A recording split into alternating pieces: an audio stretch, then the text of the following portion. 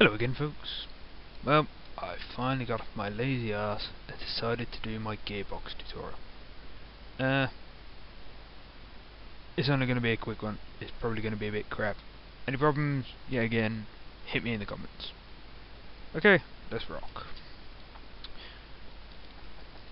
Two main ways of building gearboxes.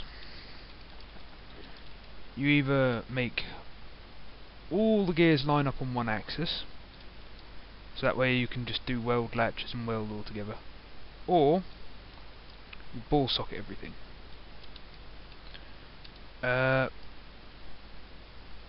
Making everything line up looks pretty, but it's quite a pain in the ass to do because you're only limited to a few gears. See, all these blue gears are lined up on one axis to this outer one.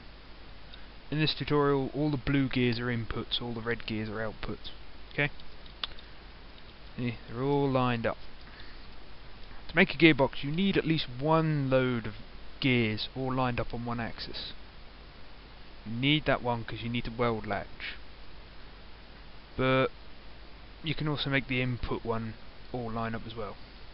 Another way of doing it is using the magical, mystical, Adv.Ballsocket setting. I will put the settings for the Adv.Ballsocket up in the comments so you look at that, but it's minus 180, plus 180. You'll figure out. But doing that means, using this one blue wheel here, I can turn all these gears without anything being lined up. The red gears still need to be lined up together, but the blue gears can be wherever the hell they like. This makes for a very simple to build gearbox. There's more constraints in this than that, but this is easier. That you got to spend more time doing.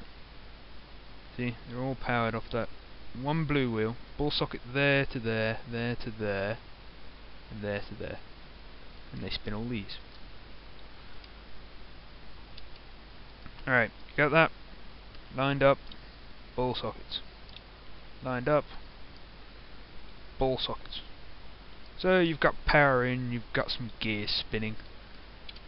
Then you need to select gears. The way I do my gearboxes is I use weld latches. On this one, each individual gear, that one, is weld latched to this outer wheel. So that one's weld latch, that one's weld latch, that one's weld latch. Weld latches come in the wire, so you're going to have to get wire and figure that out as well. I was going to do a video on it, but I really couldn't be asked yet. Wire latch is under wire physics. To use a wire latch, zap one item, zap a second item, then put the controller down. Okay, let me just give my engines a bit more power. That should do it. To show you this gearbox working, I've added an RPM counter. So, power is all going in through these blue gears. It's coming out via the red gears. But my output shaft is not connected to anything, because it's all weld latched. See, it can spin, it can stop, and it can do whatever it likes. So, you activate a weld latch, and it spins. You got about a value of 8. Try shifting up a gear. Ooh, 17. Go for top gear. 37. Using weld latches, it's either on or off. If you want a smooth gear change, then you got to move on to making a clutch.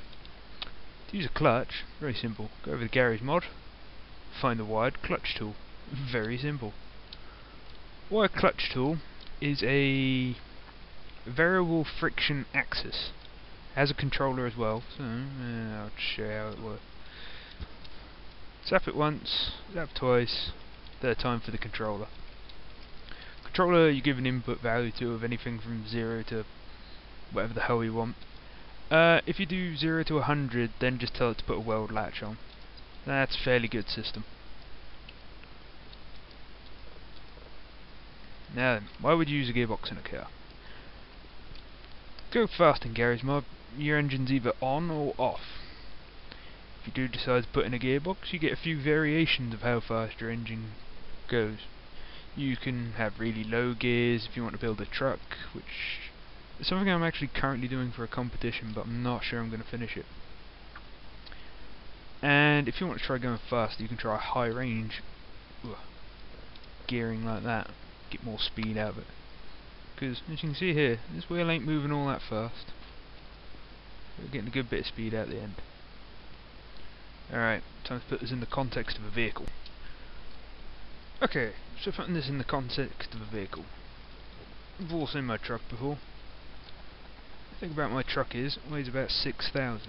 You can move that with an engine, but you'd have to put loads of power in. Using a gearbox, I can take the engine rotation, gear it down for more torque, and not have to make such a ridiculously overpowered engine to move the whole thing. Here, let's stick it in first.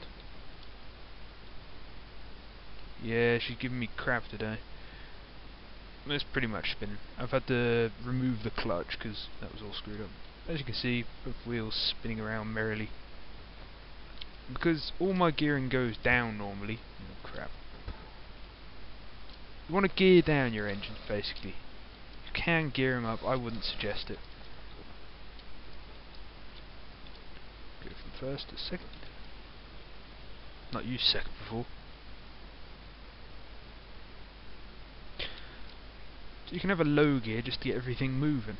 Then you can shift up to higher gears and get 1-to-1 ratio engine to wheel and then chug along merry. It's good if you just want to make something powerful. If you just want to make something fast, don't bother with a gearbox, just make one hell of a powerful engine, stick it on. Anyway, that's a very quick, probably quite crappy tutorial on gearboxes. I tell you how to do all the controls, but that would mean doing a fairly invasive wire lesson.